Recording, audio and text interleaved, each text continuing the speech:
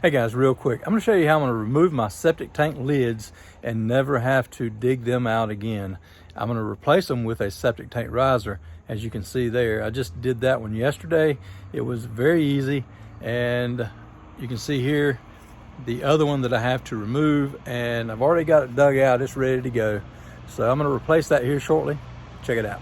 Okay, I've got the lid off and I'm measuring to this angle iron. All I did to get the height of my septic tank riser, the height that I needed, is I laid a piece of angle iron across it and measured to the angle iron.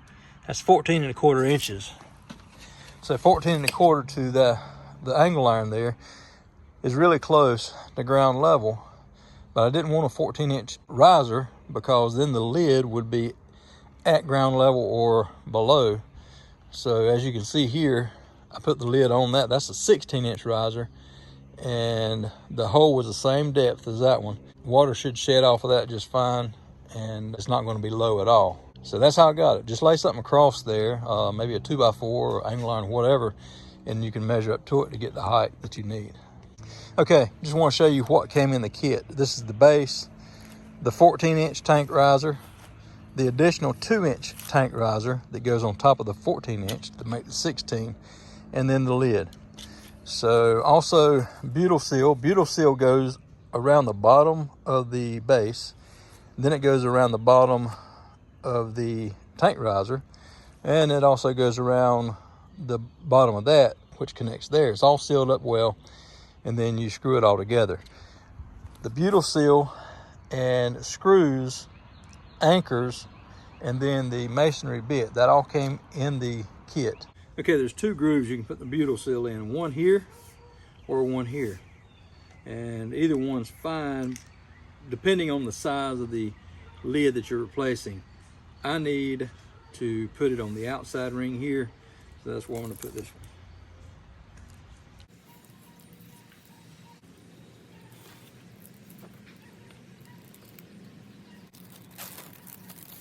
Okay, there's 8 anchors with nuts and washers. One thing it says in the directions is to drill a hole using the masonry bit, and you've got the locations here. You can see that one's marked out, that one's marked out. They're indented, but they're not all the way through. They're not actual holes. So I'll use that to drill in, and then I'll tap this in with a hammer. One thing to keep in mind, when you tap this in with a hammer, run that nut up to the edge and then tap it with a hammer. If you don't do that and you tap this part, you're going to mess that up so that the nut won't go on it well.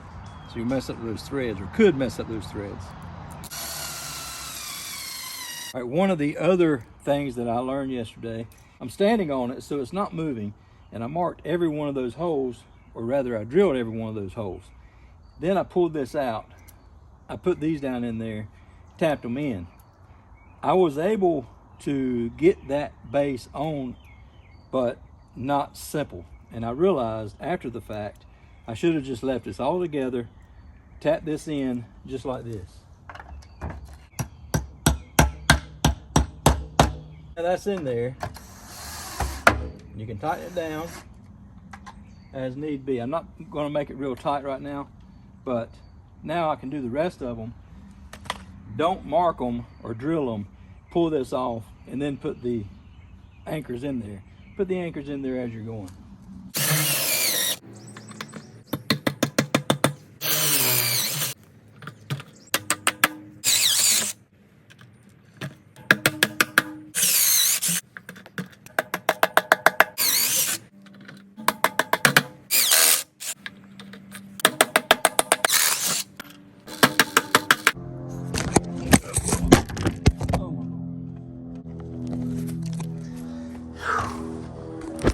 Just so you know, my phone landed right there. Right there. That was almost a catastrophe. Almost. Okay, now that I have all the anchors in, nuts on, everything's good, I'm going to go ahead and tighten these up.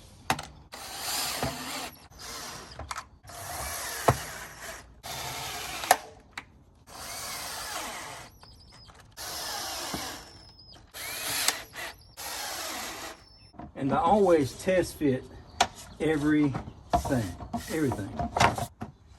Oh yeah, just right. Now I need to put the butyl seal on this one.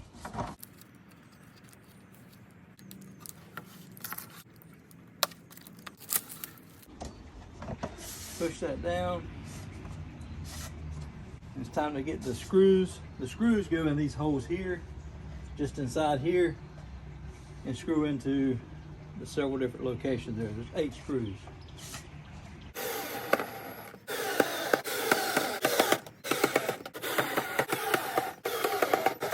Okay, here's what I was talking about. This is why I wanted the extra 2 inches of height. You can tell it is really close to ground level there, and I really want to bring it up 2 more inches so that it can be like this one over here. I'd rather it be a little high than to be low and be covered up with dirt.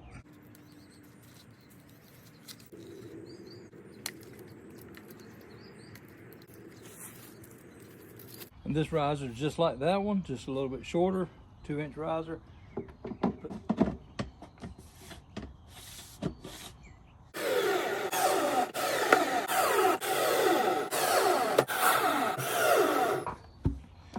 Okay, this brand is Polylock. I don't know if you can see that. It's Polylock, 24-inch riser cover. And it has these handles so that when it's time to lift it up, you can hold it by the handles.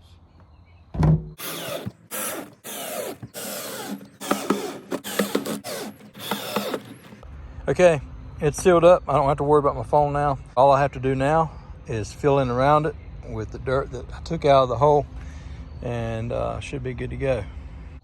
All right, guys, that's it. I just wanted to show you how easy it is to install one of these septic tank risers. Installing the one that I did yesterday actually made it quite a bit easier on me today with a few things that I learned along the way.